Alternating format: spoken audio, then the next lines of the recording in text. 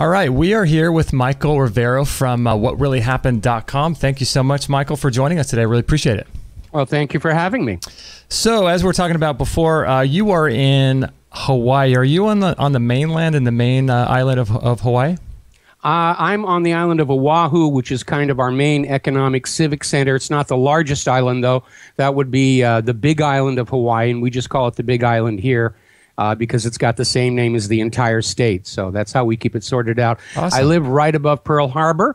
I got a ringside seat to the ongoing RIMPAC 2016 naval exercise. Then they put on a really wonderful 4th of July fireworks show in order to impress all these other countries. So we're doing pretty good here. Yeah, I was going to ask you, what are your thoughts about the whole fireworks displays and stuff going around? Well, obviously, I grew up in an age where everybody was allowed to have fireworks, and it seems like today the government is afraid to trust us with anything that can go bang. Mm-hmm. And I know there are still places in the United States where you're allowed to have limited fireworks. Here in Hawaii, they've gone completely off the deep end. You're only allowed to have party poppers, the little things you pull a string and it shoots some paper out. And that is pretty much it. Yeah, if you want to see real fireworks, you have to go to a commercial fireworks show. But Hawaii is a very, very liberal state, and they're really going out on the line. They just passed a new law here where anybody who applies for a firearm purchase permit is automatically sent to the FBI's potential terrorist suspect database. Even people who are just interested in target shooting or anything sport related, they're already being designated potential terrorists by the state of Hawaii. You know, it's interesting you say that because I was actually invited you to come into our studio here in Southern California, but you were saying in the emails prior that you're not a big fan of TSA and the traveling and things. And I wonder if it's possible. Is it possible for anybody to know if they're on those terrorist watch lists? Do you think? Well, there doesn't seem to be any formal mechanism for verifying whether you're on there or not, and certainly not to remove your name. Unfortunately, most people find out they're on one of these watch lists when they're stopped at a security gate at an airport. Obviously, here in Hawaii, that would be a major, major problem because if you can't fly, you cannot leave this island. It just is not going to happen.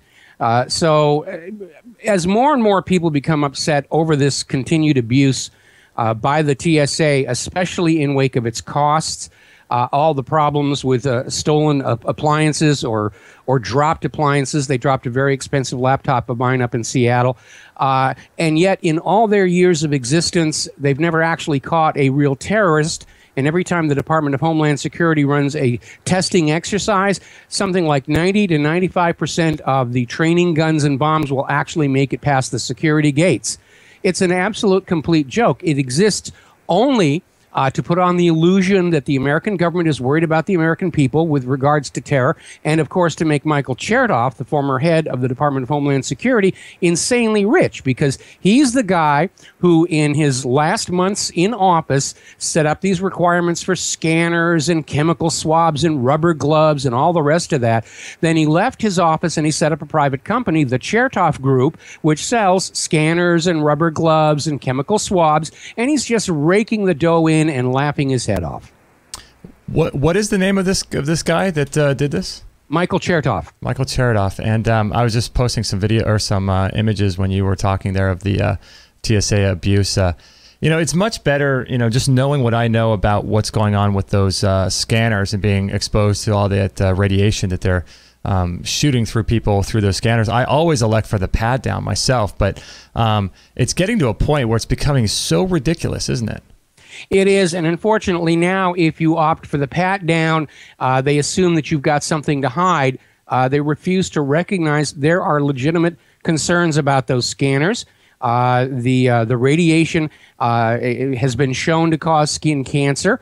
When they put the scanners together, they kept insisting the energy level of the radio waves is too small to break molecular bonds. And that is technically true, but there's a new phenomenon that's been documented by, I think it was Harvard Medical School. and it's called molecular resonance. And the idea is that a radio wave that is too weak to break the molecular bonds can actually start the molecule vibrating, and the vibrations will build up, pumped by the radio wave, until some real damage occurs. And resonance in engineering is a major problem. If you remember the Gallup-Gertie Bridge over the Tacoma Narrows in Washington State, it was designed to withstand the wind. What it couldn't withstand was the resonant vibrations that kept building up over time until the bridge tore itself apart. The same thing happens to your DNA molecules, and we already have these reports of cancer clusters starting to emerge among TSA workers. And the government is trying to keep it all covered up. And the historical parallel I like to use are these shoe store fluoroscopes, which became very, very popular in the 1930s and 1940s, where you would go on in and you'd stand in this little box and it would show you an x-ray of your feet so that you could get shoes that fit really properly. They were approved of by the U.S. government. The Surgeon General actually put out a training film on how to properly use these things. And then all of a sudden in the 1960s, the clerks on the shoe stores all started coming down with horrible cancers. Really? And it still took until the 1980s for these things to be taken out of all of America's shoe stores. And unless you're my age, you won't remember them. There actually was a Michael Caine movie, $1 Billion Brain, which is in vogue right now because a lot of people are looking at George Soros as being the billionaire behind that. But there is a scene in there in which the Michael Caine character is trying to find out what is inside this thermos he's been given to the liver, and he uses a shoe store fluoroscope to look inside. And so they're still remembered. But they were very, very dangerous devices, but the government approved them because somehow they made more money. And the government is very, very reckless when it comes to the ordinary American people. They're more about making money, whether it's GMO technology, mandatory vaccines, which are proving to be ineffective and in many cases actually dangerous. Yeah, it's interesting. I was watching a video the other day of a guy named Liam Sheff, and he wrote a book called, gosh, what did he write his book name? It was called, let me try to think of, Official Stories. That's what it was called. Official Stories by Liam Sheff. And he did a video the other day about this whole, you've seen this thing going around, Black Lives Matter and all this stuff. And he was saying, you know what? Black lives don't matter. White lives don't matter. And what he was saying, his point was, you and I to the government are just simply revenue slaves. And that's exactly right. They don't care. That's exactly right. They don't care at all about our lives or anything about us, you know. And he went on, and it was just so true that it doesn't really matter what color your skin is. But then another thing I thought of during what he was saying about this whole Black Lives Matter thing is that I've been to Africa. I've been all around the world. I took a year off and traveled for an entire year, going to a ton of different countries. And you've traveled too. I've yet to meet one completely black person. They're just a little bit more brown than we are. That's all. Yeah, it's all varying shades of gray. But what's going on here, if you're my age, you will remember the 1960s where the American people were starting to unite together against federal government policy, primarily the war in Vietnam. And in order to derail that, Richard Nixon employed the FBI's COINTELPRO program to go on out and sow discord to break the American people back up into groups that could be tricked into hating each other so that they would forget that they had a reason to be hating the federal government. One of the more infamous things the FBI did was set up this staged hippie riot at the Disneyland theme park in Anaheim, which succeeded in completely discrediting the peace movement for an additional 2 years. Something else that they did is they deliberately went on out and tried to create racial tension between the blacks and the whites. And one of the really dirty tricks they did was called the Black Panther Coloring Book. Now, this was this coloring book, and it wasn't even really a good coloring book. It was just a book of sketches. But it was created by the FBI and then mass emailed all across the country. We even actually got one. I was living with my parents at home in West Covina, and we got one, and I couldn't figure out why then until I learned later on what was going on. But the coloring book was filled of pictures of black people rioting and black revolution, and especially, and this is germane to today, black people killing white police officers. That theme was being hit over and over and over again. And the media said, see, this is what the Black Panthers are thinking about. And then in the 1970s, somebody leaked all of this information about this FBI operation into the public, and the public was just shocked to realize the dirty tricks the government was playing to sabotage legitimate dissent and freedom of speech. And it really brought the entire U.S. federal government to the edge of illegitimacy. Congress was forced to act and pass a bunch of laws saying, no, the FBI can't do this sort of thing anymore. But those laws were all repealed quietly while Bill Clinton was president. And we're seeing, again, the same thing. We know that the coordinators of Black Lives Matter have been working with Loretta Lynch, trying to fan up racial tension. They were doing it during that whole Trayvon Martin, George Zimmerman case. And did you notice the little coincidence of timing where the FBI comes on out and says, yes, Hillary Clinton has committed felony violations of Title 18, but we're not going to prosecute. And then everybody's in an outrage. And then all of a sudden, 24 hours later, the news story is all about police shootings and ambush in Dallas and all the rest of it. It's a classic manipulation of public perception going on here. Yeah. And so my message is, don't be a fool. Because these people are being used by the government they think they're protesting against. And it did work to devastating effect back in the 1960s. I don't think it's getting quite the traction that it is here, but it's just a way of how the government controls us all by tricking us into hating each other so that we forget we've got very good reasons to be hating that federal government. And that's really what's going on. They even have a code name for it, the Summer of Chaos. Is that what they said for this 2016? Yeah, for 2016, it's going to be the Summer of Chaos.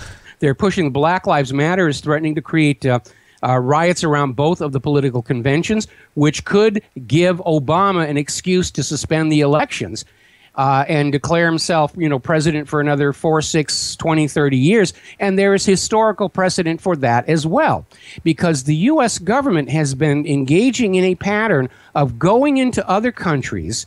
They'll go in with non-governmental organizations and a bunch of money, and they'll fan up civil unrest in order to drive a democratic government from power and replace it with a dictatorship. They did it to Iran. They did it to Chile. They did it to Congo. They did it to Ukraine. They're still trying to do it to Syria. They did it to Yemen and Libya. And we could see that, the goal of the Summer of Chaos is to get rid of our democratic government completely. In exchange, and traded in on a ruling junta. And we're seeing all this very alarming talk about getting rid of the Constitution and the Bill of Rights in the corporate media. Time magazine actually came out with an editorial just the other day in which they said what America needs is a new 9/11 to redirect Americans' anger with the government in a more useful direction. Oh, I love that. And I'm paraphrasing there a little bit. But basically that is what's going on. We know that George W. Bush viewed the Constitution as a blankety-blank piece of paper, and there is a complete disdain for the Bill of Rights. We're seeing all these attacks on the First Amendment, Second Amendment, Fourth and Fifth, Ninth and 10th Amendments. They want to break free of the limitations that are imposed by the Constitution and the Bill of Rights. Yeah, I agree. And in my point of view, if they are not in compliance 100% with the Constitution and the Bill of Rights, then it's not a legal or legitimate government of this land. Yeah, have you heard about, I'm sure you have, Operation Northwood? Oh, yes, absolutely. It's a good thing to bring up right now. Yeah, because it kind of goes in line with, for those that aren't familiar, and for those that are unfamiliar with what you were just saying, there's a great book out there called Confessions of an Economic Hitman. I forgot the guy's name that wrote that, but sort of an insider into all this. Confessions. Was that G. Edward Griffith? No, he's also done some really great work. We interviewed him on our alternative health show, G. Edward Griffin, Confessions of an Economic Hitman. But Operation Northwood was John Perkins. John Perkins, that's right. John Perkins. So this idea that our government was going to arm Cuban nationals and Cuban friendlies in order to start a war with Cuba during the Cuban Missile Crisis, this was all signed off by the Joint Chiefs of Staff, by Congress. This was a done deal. And back in the day, and it's very much similar to what happened, I think, with 9/11 as well. Well, yeah, absolutely. Operation Northwoods was going to stage terror attacks against the American people and blame it on Cuba in order to start a war. We're seeing the same thing being repeated today because one of the revelations that has come out of the investigation into Hillary Clinton's emails is the fact that while the Obama administration keeps insisting that ISIS and Al-Qaeda are terrible enemies that we must, cower in fear from, it turns out the U.S. has been covertly supplying and arming and training these people in Syria for use against Bashar al-Assad. And the hub of the gun-running operation was that consulate in Benghazi, which is why they just sat there and let the place get burned to the ground because they were wiping out the paper record. They didn't get it all, unfortunately, because we have these other documents that surface. But that's exactly what was going on. It's right out of George Orwell's 1984, where the government is creating the enemy that they use to scare you into obedience. Yeah, and it's just interesting. I mean, if you were the government, I mean, it makes total sense. It makes complete and total sense that they would do something like this. And the idea that they are out to take care of us and out to, give us things and to make our lives good. I mean, that's at the expense of their own ability to continue to keep kicking the can down a road. I mean, it makes total sense that they would do what they're doing. I mean, why wouldn't you? Well, that's what you need to understand, because people who are in those positions of power, they don't think like ordinary human beings. They don't have any empathy. They're out there dreaming of empire, of a global new world order, and they all want to line up for their turn at that golden throne of planet Earth. But you also need to remember, there's never one reason for why things are going on. There are a lot of people who attempt to oversimplify things and say, well, it's the Bilderbergers, it's the Council on Foreign Relations, it's the Bohemian Grove. Right. No, it isn't. Current events are being driven by multiple groups with their own agenda, and sometimes those agendas overlap and they support each other. Other times the agendas collide head on and we get the resulting chaos. But one of the big agendas right now is the United States government is desperate to get into a real war with both Russia and China, because Russia's ruble and China's now gold-backed yuan are a significant threat to the U.S. dollar, which at the end of World War II gained hegemonic domination over all global trade and banking, off of which the American financial sector made a hefty profit. But lately, we've started seeing countries doing direct currency exchanges. They're walking away from the Bretton Woods Agreement and say, there's no reason for us to go through the dollar in this age of global instantaneous financial transaction. The idea that there has to be a single globally recognized currency is an obsolete idea. And so you have all these groups like BRICS are forming up, the Asian Infrastructure Development Bank is forming up, and all of these are threats to the global banking system that is centered on the United States and the Federal Reserve. Well, tell that to Saddam Hussein. That was one of the issues with that war, is that he decided to say, you know what, I can go through the yen, and I don't have to use dollars, and then what do you know? The Iraqi war. You're absolutely right. In 2002, Saddam Hussein got permission from the United Nations to sell Iraq's oil for the euro. Oh, and was it euro? Okay. Immediately, George W. Bush met with Tony Blair down at the Crawford, Texas ranch, which Tony Blair is now trying to deny in the wake of the Chilcot Report.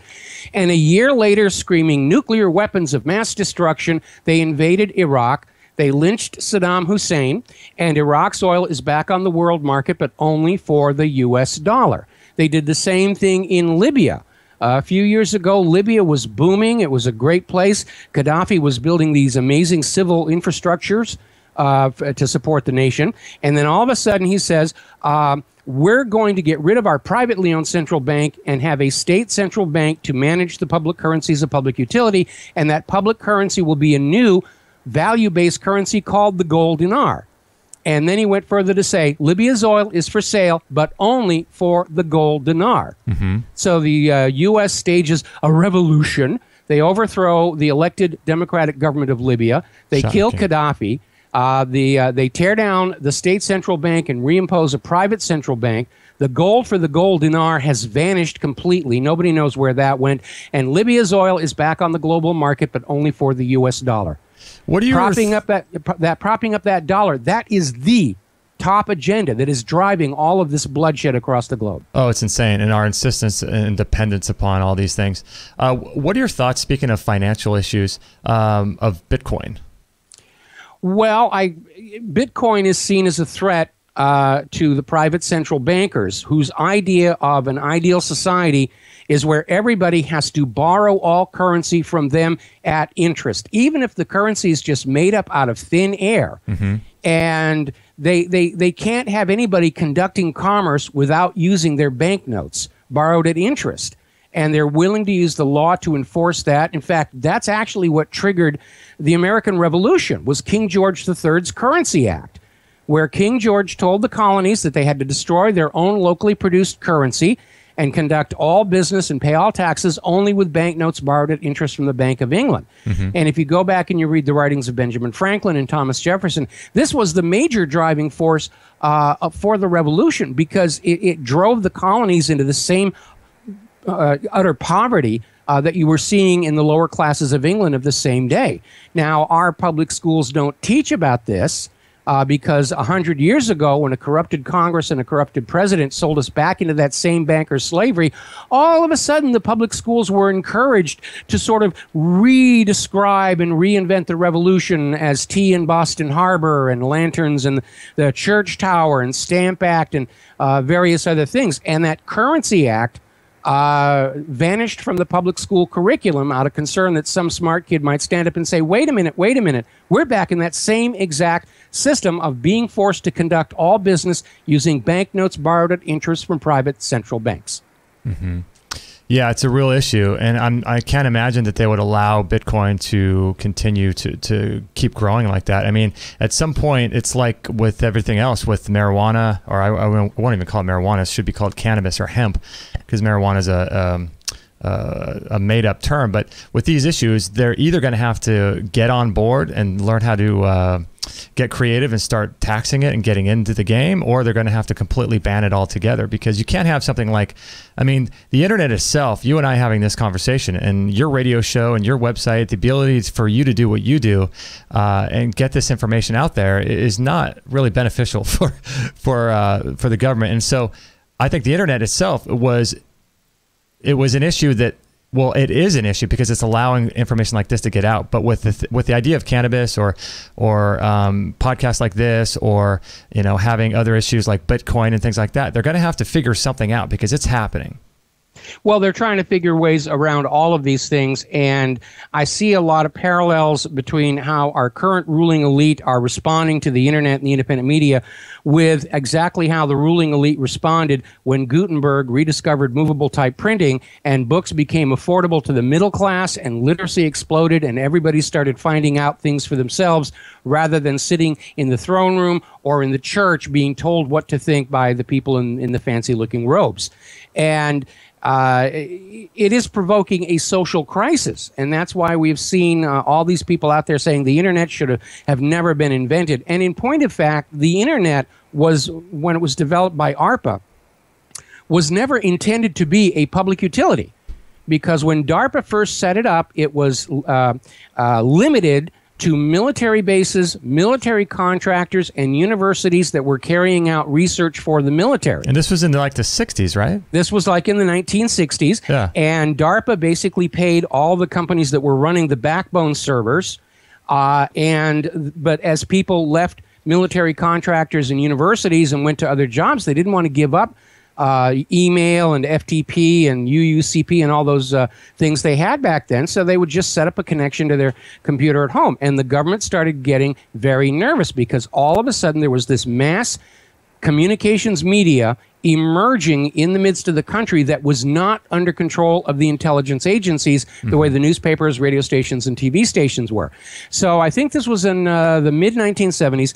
DARPA went to all these corporations running the backbone, and they said, okay, here's the check for next year's funding, but there are some new rules, and that means that you only allow people we approve of to connect to the internet. And to their credit, all of these corporations had the same response. You can keep your money, we'll take it over ourselves. And in hacker lore, that's called the Great Revolt, and that's the day when the ARPANET became the internet.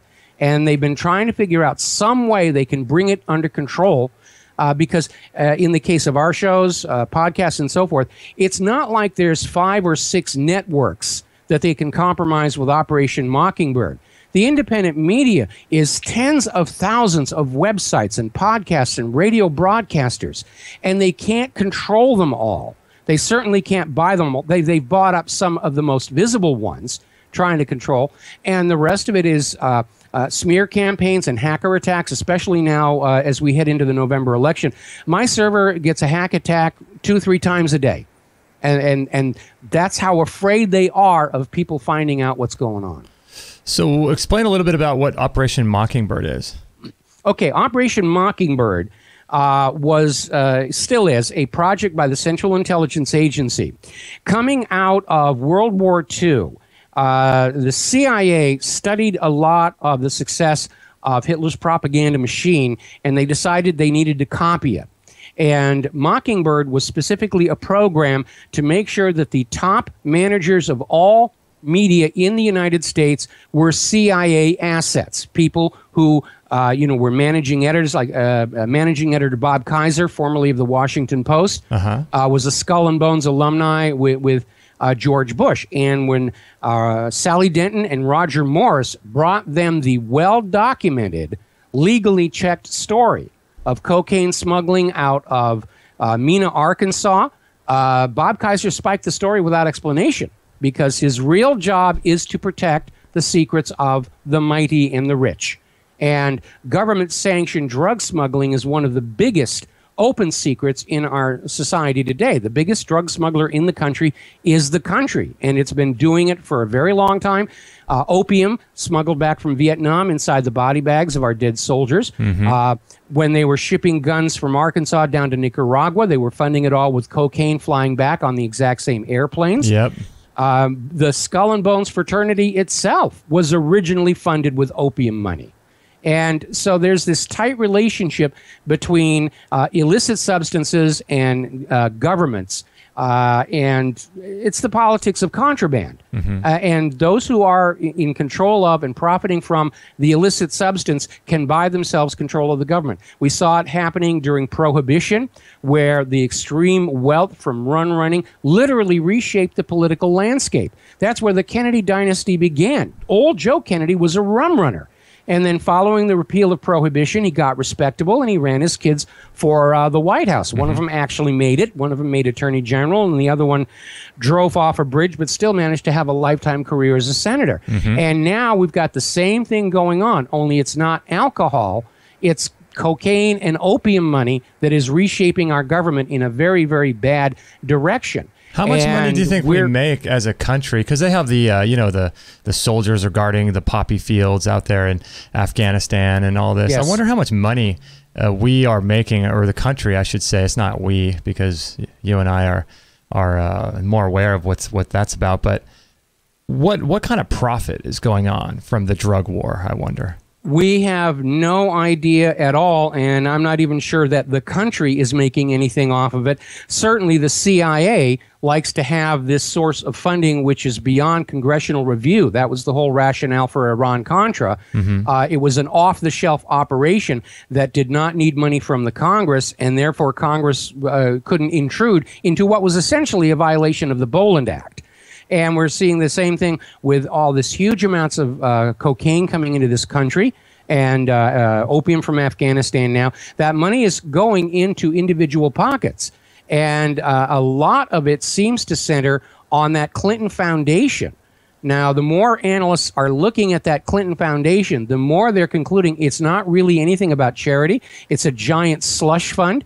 Larry Klayman, who was the founder of Judicial Watch, had an ironclad RICO lawsuit against the Clinton Foundation, showing that those foreign governments who donated, nudge, nudge, wink, wink, to the Clinton Foundation got favorable access and treatment at the U.S. State Department. Unfortunately, Larry Klayman's case was handed to a Clinton-appointed judge who threw it out. Then the FBI swooped in and took it over, which means somewhere down the road, James Comey is going to say, yes, there's a whole amount of corruption going on in the Clinton Foundation, but she didn't mean wrong, so we're not going to prosecute Bill and Hillary Clinton. It's just a giant whitewash. But we're hearing from anonymous inside sources sources that a lot of people in top positions in Washington, D.C. have their hand in this particular cookie jar. And it's actually an even bigger scandal than the email server. Yeah, it's so funny with this email server because all of a sudden, when that started happening and it started getting really big, all of a sudden it was before this thing in Texas, the shooting in Texas, it was the Orlando shooting. And it's just all these things start happening during the time when the people, it's just sort of like the Federal Reserve in 1913, December 22nd, 1913, while everyone's away, and all of a sudden they pass this Federal Reserve Act when everyone's on vacation trying to celebrate, Christmas time, when no one's really paying attention to these things. And it's a classic to me. I mean, I don't know. I mean, for me, I don't know. I wasn't there in Orlando. I wasn't there in Dallas. I can't really say with 100% surety. But all I know is whatever they're feeding us is not what's really going on. Oh, absolutely. And that's why the internet has become such a threat to them. If there is one thing that we in the independent media can point to as a victory, it is that we have removed from the government their ability to lie to the public with impunity.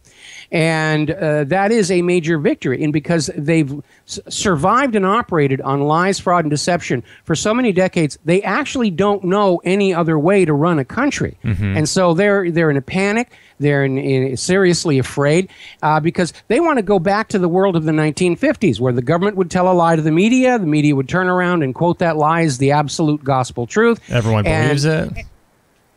Everyone will just believe it right away because there's no way to cross-check and fact-check. Well, those few people who knew that it was a lie didn't have a way to get their voice out there because the corporate media would simply say, we're not going to talk to you. I went through that myself back in 1994 when I literally stumbled across evidence that the FBI had engaged in fraud to manufacture Lisa Foster's testimony that the gun found with Vince Foster's body belonged to the Foster family, which turned out to be a lie.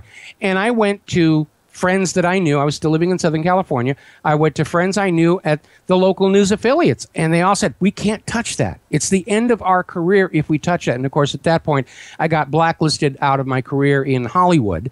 That's crazy, because there's a whole book written on that called The Strange Death of Vince Foster. Have you read that? There's several books about that. There's a new one coming out, in fact, called Hillary and Vince. Oh, my gosh. And, the one good thing about Donald Trump coming on out and saying that death is fishy, it's made all of the past Clinton scandals current events, and people are really starting to look.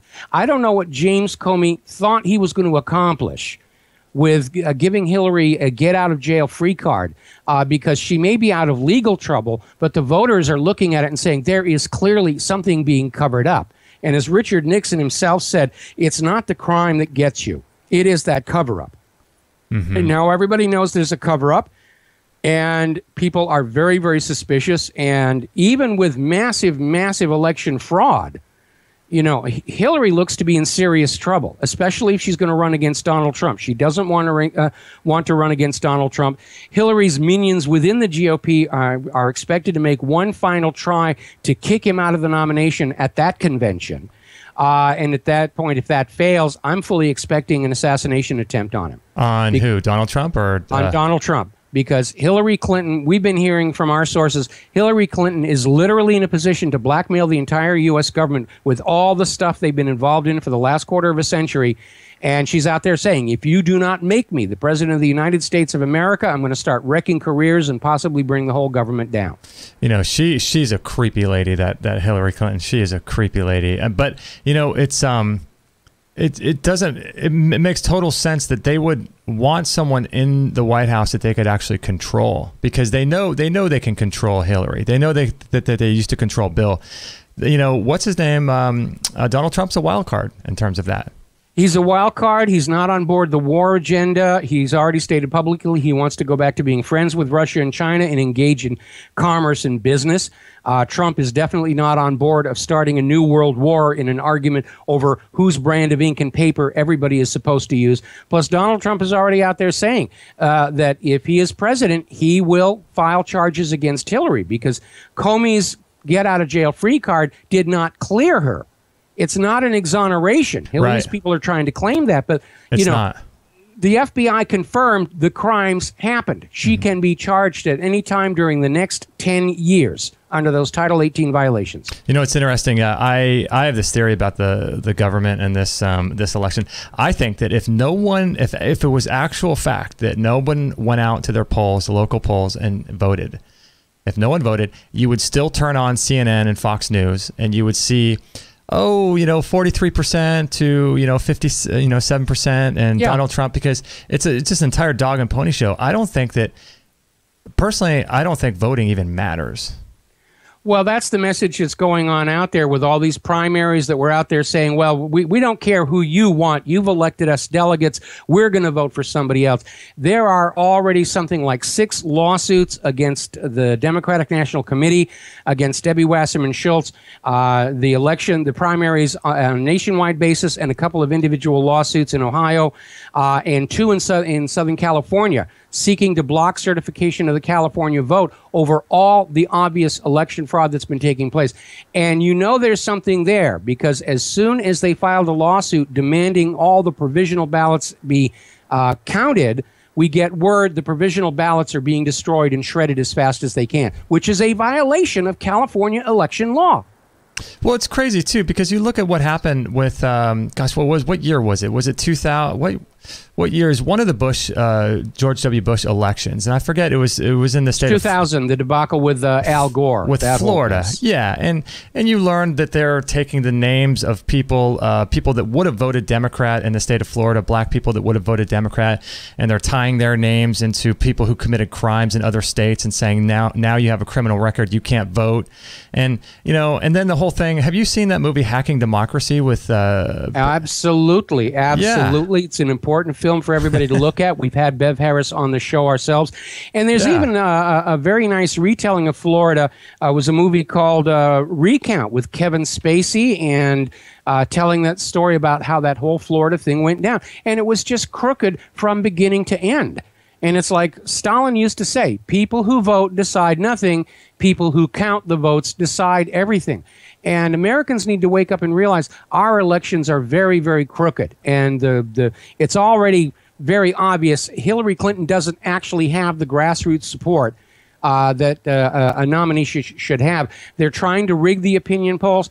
She's planning on stealing that election in November outright. Now, the good news is Brexit taught us that it is possible for a landslide to overwhelm election fraud, because there was massive election fraud taking place in Great Britain, but it wasn't enough to reverse this landslide. And that's why everybody is so upset. They spent all this money to steal this election, like they stole the one for the Scottish independence referendum, and the Leave vote still won. So election fraud can shift an election race a few points back and forth. But if you try and reverse a landslide, everybody knows that you did it. And the bind that our government finds itself in right now, that illusion that we have honest and fair elections, is the only thing keeping the American people in place, because of our imposed belief that somehow we are still in control of our government. When the American people finally wake up and realize that's just another lie, it's another illusion, that we are in fact a fascist economic dictatorship, you're going to see the people just desert the government. They're not going to support it. My honest assessment right now is that in the not very distant future, we're going to see the federal government of the United States basically collapse from its own internal rot and corruption, the way the former Soviet Union did. And hopefully there'll be very, very little bloodshed, and it will simply collapse, and we're going to have to basically look out for our friends and neighbors and family for about 4 months while we put together a whole new country that will be based on those original constitutional principles. And a couple I want to add: no more private central banks, for one, and basically just strengthen the means for the people to hold the government in check. Because over the last 200s, much of what the Founding Fathers gave to the American people has been whittled away. Most countries in the civilized world allow individual citizens to file criminal charges against people that they see committing crimes. But that was removed from the American people by the Supreme Court back in 1981. And so when Comey says we're not... sorry, I had to cough. No worries. Comey says we're not charging Hillary Clinton, it's because he knows no ordinary citizens can bring charges against Hillary, even though the evidence of felony violations of Title 18 is now in the public record. Well, you know, this whole archaic way that we have voting, to me, is the most bizarre thing. I mean, something has to be done. You know, like what you were just saying, a whole new way of doing government, because whatever we're doing now, this whole thing, that with this dog and pony show, these people getting up there and debating, and you can't even get into debates because it's a private company that makes it necessary for each person to have millions and millions of dollars just to get into the debates. Yes. You know, and all of this stuff is dog and pony show of everyone bowing down to some guy in, you know, Washington D.C. There's got to be a better way. There's just got to be a better way. Of course there is. But the people who have benefited from our crooked, corrupt, easy to rig system don't want things to change because they want to go on doing what they're doing. Now, I personally find it impossible to believe that the nation that put men on the moon cannot come up with an absolutely transparent, verifiable, accurate, honest election system. If one doesn't exist, it's by design. And getting back to Bev Harris and hacking democracy, one of the earliest players in electronic voting machines was the Diebold Company, which has an amazing reputation for their automated bank teller machines that never lose a penny from one end of the country to the other. They keep paper records. They're fairly auditable. They're considered very reliable. And yet, the electronic voting machine produced by that exact same company has 12 known ways you can get in and change the results of the election without leaving any trace. That has to be by design. It can't be an accident. And so we need to get rid of those electronic voting machines.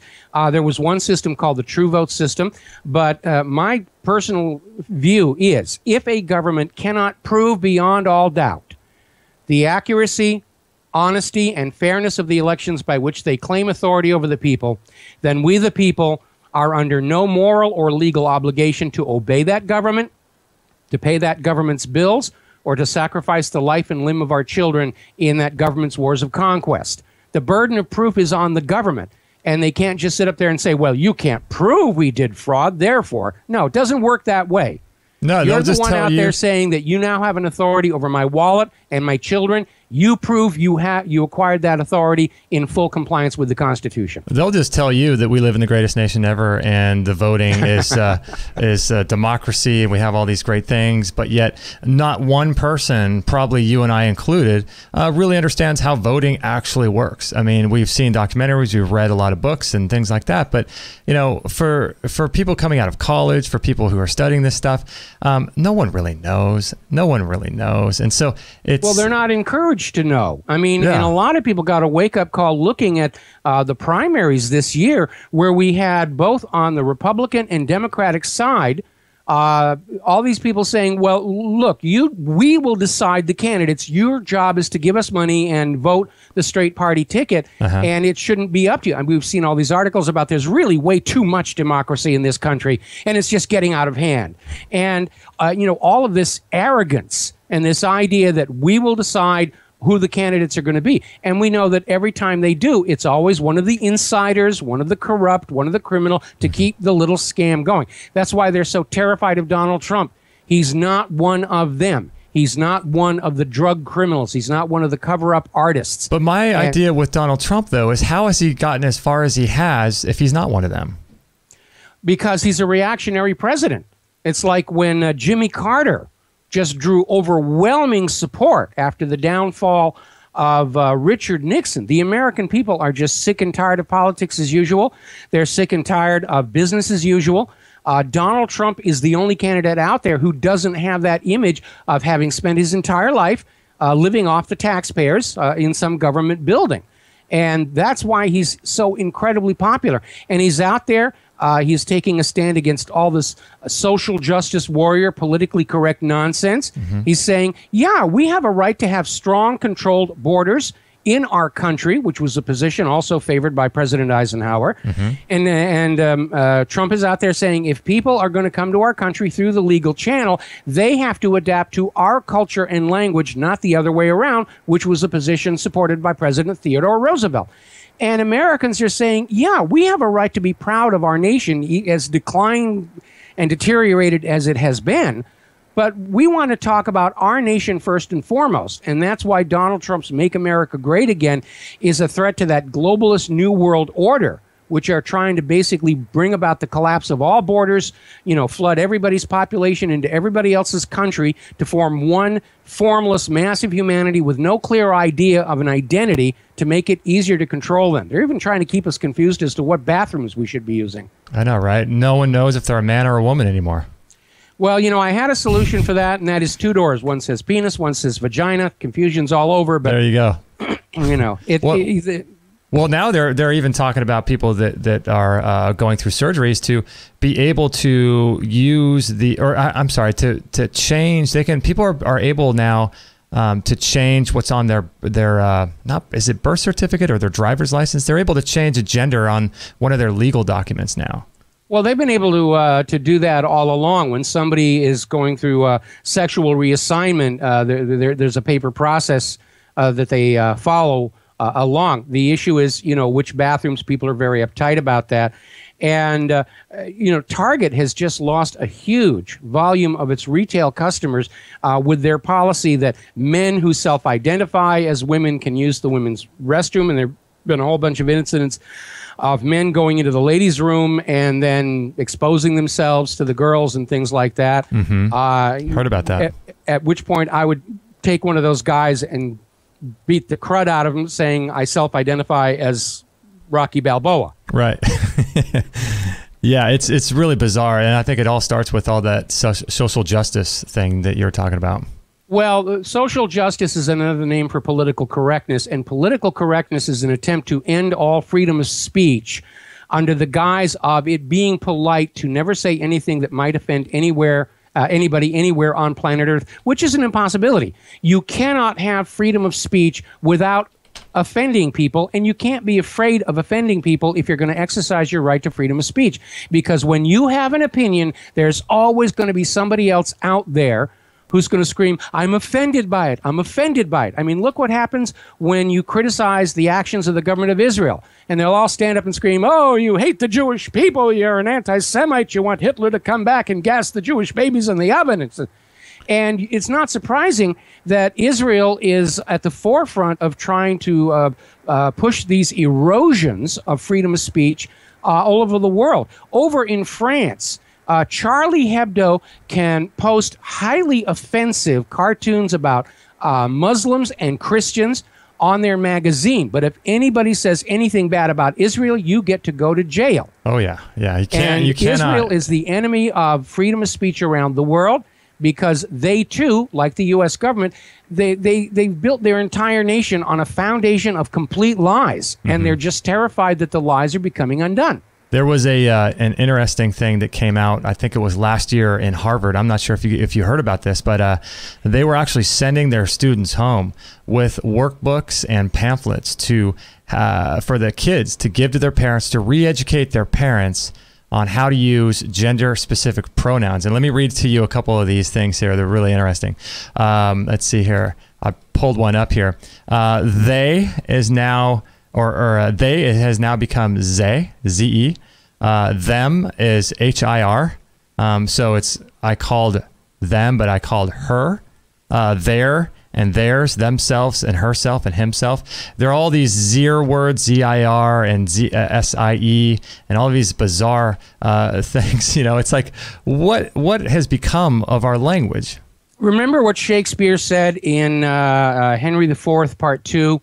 Where Henry IV is trying to teach Henry V how to be king in his absence. And he said, make it your business to keep busy, giddy minds. In other words, load the people up with all kinds of nonsense, make them think it's important so they're not paying attention to what the government is doing. And this nonsense about what pronouns to use is just more of it. Everybody's walking on saying, oh, how do I address this person? How do I address this person?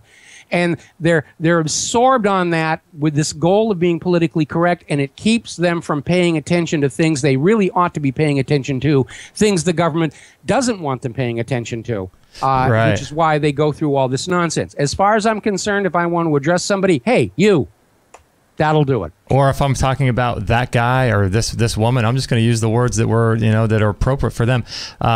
Yeah, it's just so bizarre because I was reading something recently where when a government comes to overtake another country, one of the first things, there's a couple things they do, and one of them not only is to take control of their finances and their currency, the other one is to overturn their religion.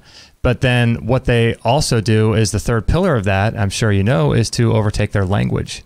Yes, absolutely. And again, it's all an assault on our sense of identity because that New World Order wants to confuse us as to who we are, because then we're going to be easier to control. And that's why we're seeing all this nonsense about, attacks on the Confederate flag, basically trying to erase our sense of self, to just reduce our identity to where we're just thrashing around confusing what words do we use, what restrooms do we use. I have no idea what's going on. Please tell me what to think next, big government. Right. And that's exactly what's going on here. And also one of the things that's really apparent is when you look at what's going on in the culture is that you just create massive confusion. So when you have this ability for people to put out ideas like we're doing today, and people doing like Sandy Hook shooting hoax videos and poking holes in official stories, one of the biggest things that they'll try to do is with this information overload is just keep it coming, keep so much information coming, so people are just ultimately confused. And I think that's a part of it as well, because how else would you... You're absolutely right. It's called jamming, and it goes all the way back to World War II. But most of the stuff that's being put out there to try and overwhelm people is nonsense anyway. And so if you have a good grasp of what's really going on, all the stuff that's put out there to try and jam up the conversation, it's really not very effective. The fact of the matter is that the powers that be in the U.S. government are trying to play the propaganda war on the internet by the rules that worked in the 1950s and 1960s on radio and television, and they're outdated because of the fact they're basically outnumbered 1,000,000 to 1 in terms of analytical minds that are out here and able to share an opposing opinion. Yeah. And that's why ultimately they're doomed to fail. Did you hear about, I'm sure you have because you're so up on this through your website, but did you hear about that? I think it was millions and millions of dollars that Hillary was spending online to try to, I guess, restore her reputation. Did you hear about that? With people commenting and I mean, yeah, she had a PAC that was set up with $1 million budget, and the people there at the PAC, it's not just about restoring her reputation online. What they're doing is they're attacking the websites and servers of anybody who is not sufficiently flattering to the Empress Hillary I. So what are they doing? They're taking these websites down illegally, or what's going on there? Yeah, they're hacking servers, trying to wreck them. We get hacked 2-3 times a day. They try and go out and get Facebook accounts or Twitter accounts taken down. A very common trick is to hack into somebody else's Twitter account and start posting stuff that's so offensive. The Twitter moderators will cancel the account saying, well, you can't say that here. And then the account owner comes back and says, I didn't say that, somebody else did. And it's all kinds of dirty tricks. And there is nothing they will not do to support their position. And it is a rather tragic commentary of our times that there are so many Americans who are willing to ignore the founding principles of this nation, the right to freedom of speech. They're willing to lie, cheat, and steal to serve their masters. And they're willing to literally sell out this country and everything it means to get a pat on the head from Ms. Hillary. You know what I don't understand with a lot of this kind of stuff is that they have so much power and so much control, right? And so they can just print money and do all these things that they do. I don't understand why they try to so hard to make it look like people have a ability to vote, and people, why don't they just do whatever that they want to do? Because they can do it, and there would be nothing that any of us could do about it. Now, there you're wrong. There you're wrong. Okay? The reason the government controls us with the illusion of democracy is because if 300 million Americans all of a sudden decided to quit work, there's nothing the federal government could do about it. They're not even sure about their own rank and file military troops supporting them. Right now, the federal government, if it was seen as an opponent to the general population, it would come crashing down. And again, the model is just like the former Soviet Union. And so that's why they're working so hard to maintain the illusion. And the other thing you need to remember is that both wealth and power are highly addictive. We're dealing with mentally ill people. It doesn't matter how much money they have. They need that rush from grabbing some more. It doesn't matter how much power they have. They want that rush of gaining more power and control. And it's reached a point in our country where they're telling us what food we can eat, what food we can't eat, what medicines we may not take, what medicines we'll be forced to take. We're being told we can't even collect water on our rainwater on our own property. We're not allowed to grow food on our own land. It really is a policy of total, complete, tyrannical control over every tiny aspect of our lives. I guess it makes sense, because what I was just thinking is that in terms of control and power and things like that, I mean, we have the biggest military in the entire world, and you know, if they wanted to drop bombs everywhere in the United States and just wipe out people, they could do that. But I guess I was thinking of it in terms of comparing ourselves to the actual fight of fighting the military. But I guess the way you're saying is that we do have control if we decide to stop working, stop paying taxes. I'm not advocating that, but stop doing all these things that are making the machine continue to run. I guess that's really where the power is, because we can't fight them physically if soldiers come in. No, we shouldn't. I mean, when I'm opposed to a violent revolution in the United States. The wrong people always get killed and crippled and such things. Right. I prefer to draw my inspiration from Gandhi, who used general strikes and succeeded in kicking the British government out of India, and looking at how Washington, D.C. is behaving and how they are clearly in violation of the Constitution and the Bill of Rights. It's time to start looking at them as a foreign government, certainly with their constant obeisance to Tel Aviv, and how all those people in Washington, D.C., it's always Israel needs this and Israel needs that. You Americans, just go away. Just give us money. We've got to give more money to Israel. It's clear that the United States is under foreign puppet rule. And the Iraqi people didn't like it. The Yemenites didn't like it. The Libyans didn't like it.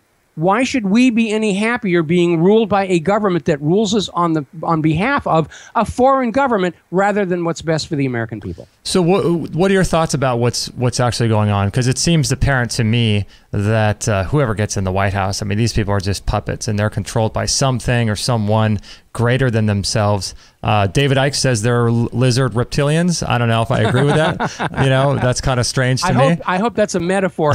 Well, what are your thoughts on that? There's something people need to remember about Hillary Clinton, okay?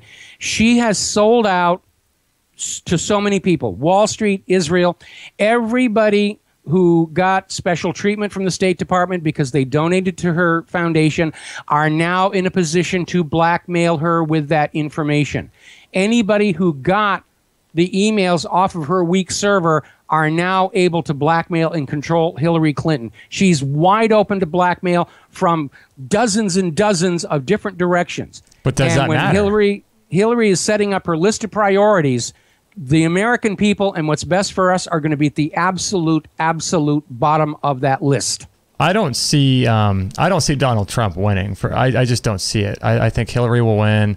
I think that she's proven herself. I mean, you can't be more embedded into the system than a Clinton. Well, I don't see Hillary. I don't think Hillary could win a fair, honest election. No, if she thought she could, there wouldn't be this much cheating.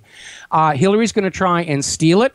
And I'm hoping that yes, the FBI is cowed down, but there's still judicial watch out there digging at some stuff, and they can bring charges. So here's the deal. I see Hillary trying to steal the White House. I see a serious attempt to get rid of Donald Trump at the GOP convention, because the GOP leadership would rather give the White House to Hillary Clinton than allow this outsider in to spoil the party for everybody else. And if Trump hangs on to the nomination at the convention, I'm predicting there will be a serious attempt on his life. Well, there has to be, or you can let what happened to Kennedy happen to Donald Trump and give him a couple years and then see what happens. Well, that's why so many people are paying attention to Donald Trump's vice president. And that's why I think Trump was very, very smart to reject Newt Gingrich, because Newt Gingrich is another one of the insiders. And if he gets an insider as a vice president, he might as well paint a target on the back of his suit coat. So I'm not really up and up on the Christian right vote and all of that. I can't imagine though that Christians would be. I mean, Christians are notoriously Republican. in their political stances. And so, but I can't imagine any hardline Christians that I know would want to vote for someone like Trump. Well, you know, you keep saying someone like Trump, like we actually know him. Right, right. But we have been deluged with a media propaganda campaign to demonize this man. But do you realize that before he declared for president of the United States of America, nobody ever called him a misogynist. Nobody ever called him racist. It's all been manufactured out of thin air. And this bogus lawsuit where supposedly he raped a 13-year-old girl on Jeff Epstein's island was an obvious political hatchet job. The address given for the plaintiff turned out to be a boarded-up house. The phone number was disconnected and had previously belonged to a dentist. They can't actually prove the lady that claims to be this plaintiff even actually exists. But the media keeps putting this story out there because the media is fully on board with Hillary Clinton being the next president. And smear campaigns are considered legitimate tools of political campaigns. Most people's image of Donald Trump does not come from the fact that they've ever actually met him or talked to him. It's the image that's being presented of him by a pro-Hillary Clinton corporate media. So what happened? Did you get involved in all of this and get sort of woken up when you were doing all that stuff in '84 in search of the what was really going on with Vince Foster? Is that how you got started? It was 1994. Yeah, I'm sorry, 94. It's not like I got up one morning and said I'm going to throw away a promising career in film visual effects and wreck my life and that of my brand new bride. But it was literally a case of typical sloppy government work. And I was working in my shop at home, and the ABC put up this picture that was leaked by the White House showing the hand of Vincent Foster, supposedly with the gun with which he killed himself. And you need to understand, my business was knowing what made things look real or not. And the instant I looked at that picture, I knew it was staged. It was an absolute fake. Yeah. And the next day, I took a hard copy of it in. I was doing some work for a company that shared the same building as CNN's Hollywood division. And we all shared this little outdoor cafe at lunchtime. And I remember very clearly as I was showing this to my coworkers, there were some people from CNN at the next table listening to me very intensely. That night, started getting the death threats. The next day, I was fired from this company that I'd been working for mid-project, which actually wound up with the project falling apart because I was the one who designed the methodology and they couldn't figure out what I was doing. And ultimately, we had to leave Southern California. And we floated around the Pacific Northwest for a while. And then I got invited to join a production here in Hawaii from a Japanese production company that really didn't care that the White House hated my guts. And so we moved out here, and we decided we were going to stay here. And I did actually get my career back, sort of, kind of. I wound up as a visual effects producer on 4 seasons of Lost, the pilot for the new Hawaii Five-0, and the first season for Off the Map, mostly because they really didn't have any other options on this rock. Wow. So, but it was during Off the Map that I had to make a choice. I'm in my 60s, and I couldn't do it both. And so I had to make a choice, and so I let the film and TV work fade away so that I could focus full-time on my website and my talk radio show, because we are so dangerously close to a potential nuclear war. That has to take priority over standing around on movie sets with gorgeous-looking women. Yes, that's I'm not allowed to do since I'm married. That's not a bad thing, but yeah. So did they let you on terrestrial radio, or is your show internet-based? No, I have some terrestrial stations here and there. I'm picking up a few more. How did they let you do that?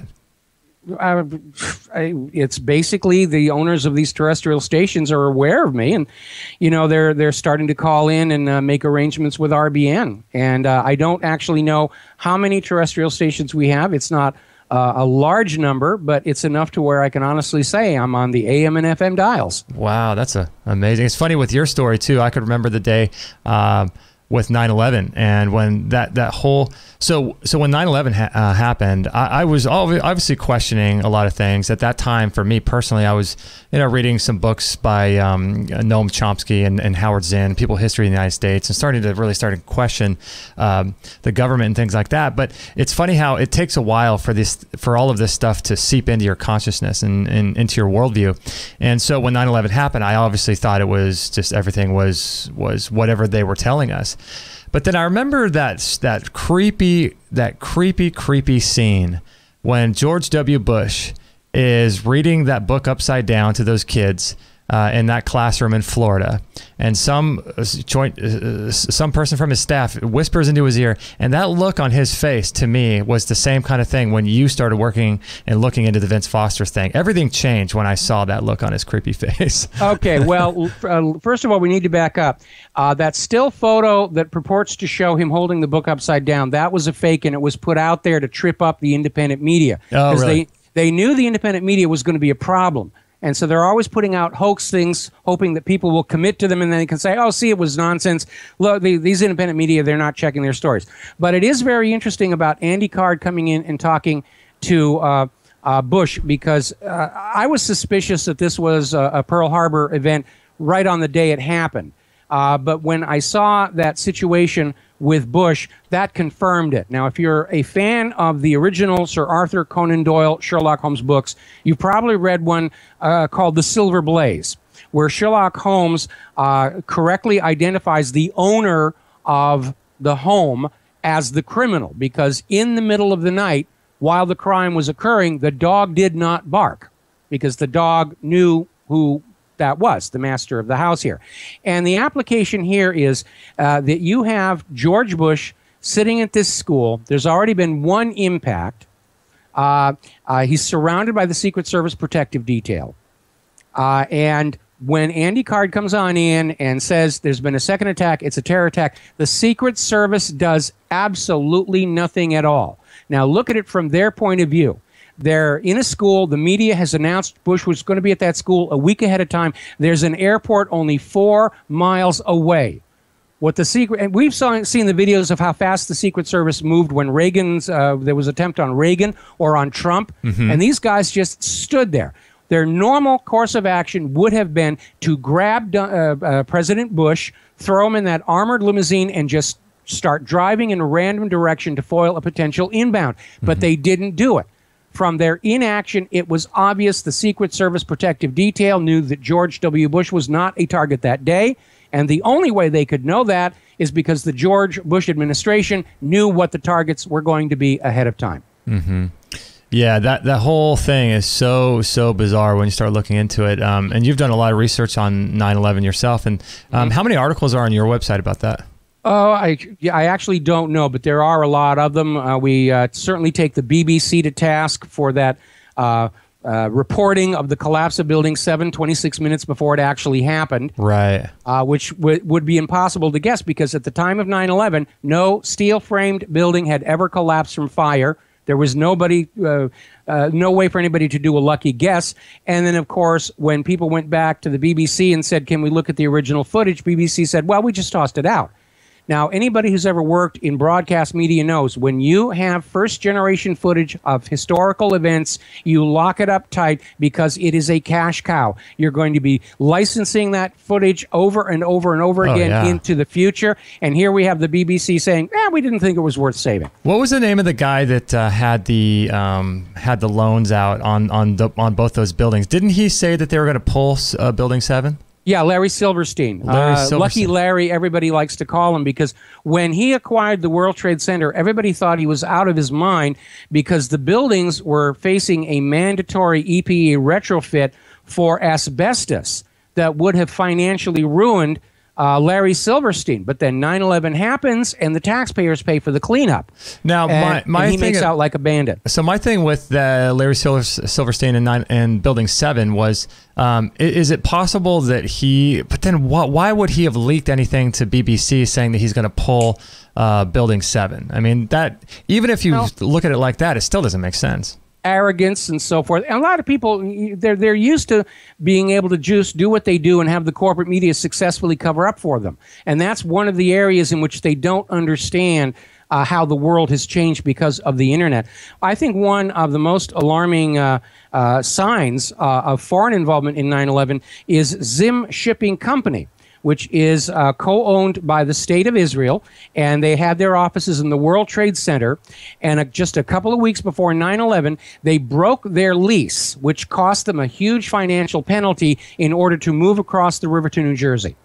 And that seems to say that they were all getting warnings ahead of time.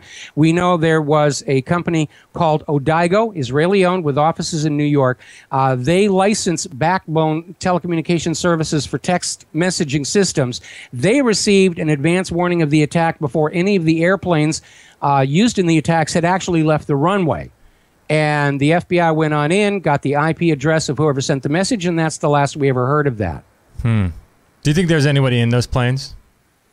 Yeah, not too many, but I think that part of it had to be real, again, because they knew there was going to be debris and stuff all over. One of the really interesting aspects of this has to do with those so-called dancing Israelis, because there were these 4 Israelis that were high-fiving and cheering, and they made such a spectacle of themselves. The police were called on them. And they were eventually revealed 3 of them were Mossad agents, and they were all using this moving company as a cover and a front for covert operations inside the United States of America. And the U.S. government basically sent them back to Israel, where they were welcomed as heroes. And what's really interesting is Carl Cameron on Fox News did a 4-part story on this Israeli spy ring, during which Fox management kept saying, there's no evidence Israel had anything to do with 9/11. There's no evidence Israel had anything to do with 9/11. And yet, within the actual report, Carl Cameron had a U.S. government official admitting there was evidence that linked those arrested Mossad agents to 9/11, but that evidence was classified by the United States government. So to me, this was a joint U.S.-Israeli operation to launch a century of unending war across the globe. And the backlash from that, of course, is that now Israel is able to blackmail the U.S. government. How so? Over 9/11. How so? Oh, because of their involvement. Yeah, they can just simply say, well, we'll tell the world what really happened on 9/11, and nobody's going to be shocked because this is what Israel does, but, you know, it's going to be worse for you. And if you go back and you look at the relations between the United States and Israel before and after 9/11, it's very obvious. Right after 9/11, Israel got much more demanding, and the U.S. government became much more subservient, submissive in the face of those Israeli demands. So a lot of people think that 9/11 is all about Saudi Arabia. What do you think about that? Well, first they told us 9/11 was all about Afghanistan, then we invaded Afghanistan. Then they said, oops, we were wrong. It was all about Iraq. And so we invaded Iraq. And now, of course, with the Chilcot report, they're saying, okay, we were wrong about Iraq. It's now Saudi Arabia. Basically, what we're going to see is anytime the United States wants to invade another Middle Eastern nation, they're going to lead off by saying, we think they might have had something to do with 9/11. Yeah, they're terrorists there, right? Yeah, everybody who's not supporting the Federal Reserve is now a terrorist. Yeah, and they're redefining that term, right? So now people can be called terrorists even if they, you know, participate or think in the most inane things almost. Oh, yeah, and I want to be clear here. I am not a terrorist. I'm annoying, obnoxious, and irritating, but I am not a terrorist. That is so crazy. Yeah, I mean, the more you look into the 9/11 thing, the thing that's really interesting to me is that there's so many people out there that it's really bizarre, but there are some people who don't even realize that there are people who think that there was an inside job. I mean, that's even more crazy. I mean, how is it in today's world with Google, the internet, YouTube, and the ability to research online? How is it that some people don't even understand that there are other people who take different positions than they do? Well, there is still that large part of the aging population whose only experience with the internet is email. But I think you also need to understand that a lot of these polls that are out there as to how many people still trust the government are subject to bias by that same government. The government needs you to believe that everybody else in the country is fully on board the official story, so they're rigging the opinion polls as much as anything else here, because those public opinion polls are not there to measure the public's reaction. They're there to try and manufacture it by exploiting the herd instinct. Now, right now, I think people are looking back in history. They're looking at how we were lied to about torpedoes in the Gulf of Tonkin. We were lied to about a Spanish mine in Havana Harbor. We were lied to about the Lusitania not carrying weapons. We were lied to about how Pearl Harbor was this complete surprise. We were lied to about Saddam's nuclear weapons. And so obviously the predisposition is that the government's lying about everything. Why wouldn't they have lied about 9/11? Especially when you had that policy paper from the Project for the New American Century that literally basically said, we need a new Pearl Harbor in order to accelerate our timetable. Yeah, and that's one of my things is I look at these people that they're desperately trying to have a relationship with us. That is the U.S. government. They want a relationship with us. They want to teach us and tell us things and propagandize us. So if you look at it like a relationship, how many times are you going to allow someone to cheat on you before you start questioning, okay, you're out till 2, 3 in the morning again. You've cheated on me 4 times now. Something fishy. Now, that doesn't mean to say that everything that the government does is a lie and is a false thing, although I would suspect probably the case, but there's no way for me to prove this. But at the very least, the thing that for me in the way my mind works is how often are you going to let them lie to you and still continue to believe every single thing that they say? Well, my opinion right now is, and this is based on 22, 23 years of experience now, is the government does lie about everything. In fact, they're afraid to tell the truth even once out of fear that we might learn to tell the difference. We know they're lying about the true scale of unemployment. We know they lied about human-caused global warming and how snow was going to be a thing of the past. And here we're having all these record winters, and winter just arrived a whole month early down in Australia, New Zealand. They were certainly lying about how many people died in Vietnam until after that war was well and truly over.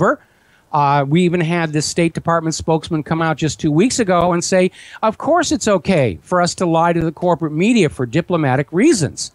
And so their attitude is, our job is to lie to you, your job is to pretend like you believe it.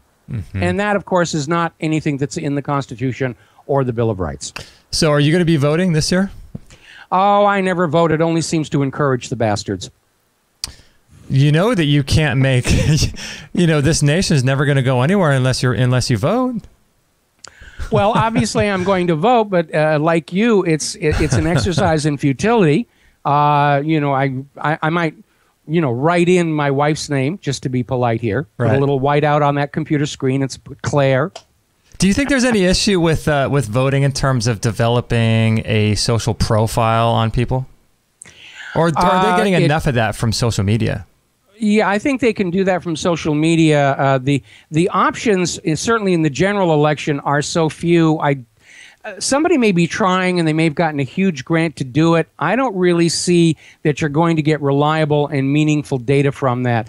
And again, because we have a ruling class of professional, in many cases hereditary politicians who don't really know anything about the real world, they are very vulnerable to sales pitches for these new advanced spy systems that are very expensive, violations of the Constitution, and don't appear to actually produce a lot of useful data. And I think a good case for that would be that NSA data collection, because it's hugely expensive. It's a violation. They're sweeping up absolutely everything. But anybody who knows anything about computerization understands that while adding data is a linear process, the correlations between the data is an unlimited expansion. And even when Snowden first blew this wide open, the first thing I said is they're not going to be able to evaluate that volume of data and come up with anything meaningful. And only 2 months ago, we actually had some of the nation's top IT experts come on out and say exactly the same thing. Collecting absolutely everything does not accomplish any goal, unless the goal is to try and scare us all into silence. And if that was the goal, that has failed miserably. I mean, think about the resources it would take, right, to be able to ascertain that data that they're building on all of us. I mean, you think about someone like you're doing radio shows, you're doing podcasts, you're writing articles, you're doing all this stuff for your website, doing videos.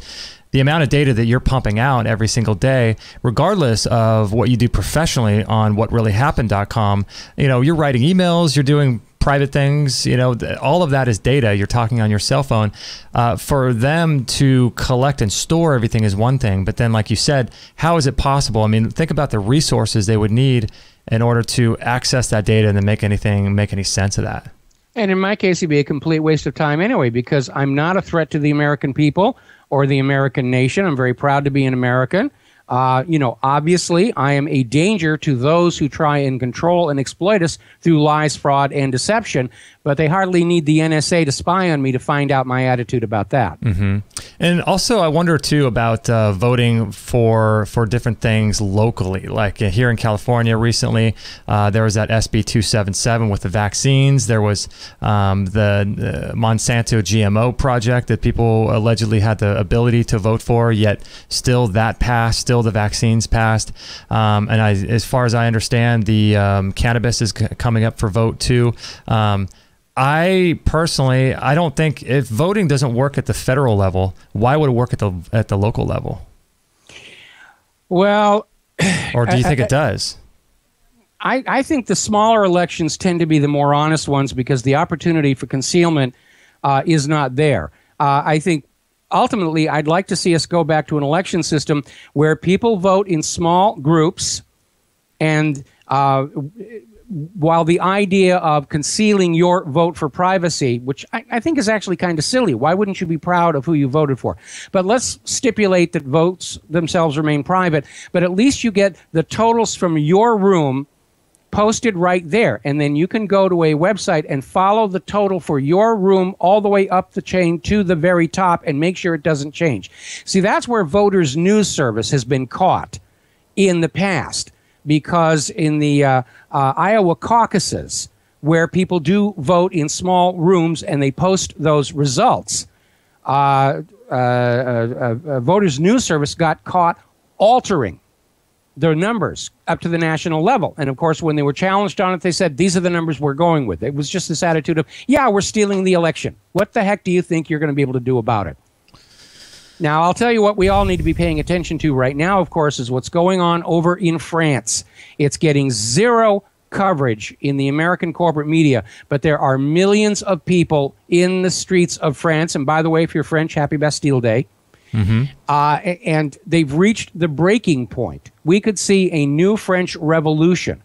And what is really kind of alarming and at the same time alluring is this push for a single global government may have actually resulted in a political climate conducive to a single global revolution where every single nation kicks out their oligarchs all at pretty much the same time. Would that be crazy? Yes. So with voting, you know, there's a lot of things that we can't vote for. And I'm curious if you have some knowledge about that, like things that we are unable to vote for. Well, obviously, things that we vote for that could actually bring about a change, it's not going to happen. Mm-hmm. We saw that in California with Prop 37 and GMO labeling. In fact, I'm very alarmed at all the articles that we're seeing come out of the corporate media these days where there's too much democracy and the people shouldn't be allowed to vote on things. Mm-hmm. Now, I have exactly the opposite view. In my blueprint for the New America, I view any government we allow into power as basically glorified janitors where they're going to make sure the trains are running on time, the water is clean and safe to drink, and so forth. Right. But for large issues that affect the people, like bailouts for Wall Street and going to war, I would have an absolute vote among the general population. And in this day and age in technology, it is certainly achievable. The system we have now of delegates and electoral college is a holdover from the days when a horse was the fastest means of communication. Yeah, exactly. So tell everyone, wrapping up here, about your website. What's going on there, and what projects do you do on a weekly or daily basis? Okay, well, the website is whatreallyhappened.com, and it's in a constant state of update, stories coming on in. Uh-huh. And, of course, it's an adjunct to the What Really Happened radio show, which is on the Republic Broadcasting Network and affiliated stations Monday through Friday from 3 p.m. to 6 p.m. Central U.S. time. And it is a full-time job. Claire is a huge benefit for me. But I put in about 12 to 14 hours a day on these two things. And that pretty much keeps me busy. So you write articles and you do your radio show? I write articles and I do the show prep and I do the radio show, yes. Are the shows available to listen to as an archive? Absolutely, they are. If you go to whatreallyhappened.com, in the right margin, you will see a little media bar. And there is a block there that says Most Recent Podcast. And you can watch it there, or if you really are into video, the BAM user video adjuncts are archived elsewhere. You can just see it. It's all in that margin block. That's awesome. Well, thanks, Michael, for spending some time with us today. I really appreciate it. Well, thank you for having me again. All right, everyone. Thank you for listening to the Justin Stelman podcast. We really appreciate it. We're going to be back again. I appreciate your support, and we'll catch you guys on the next video.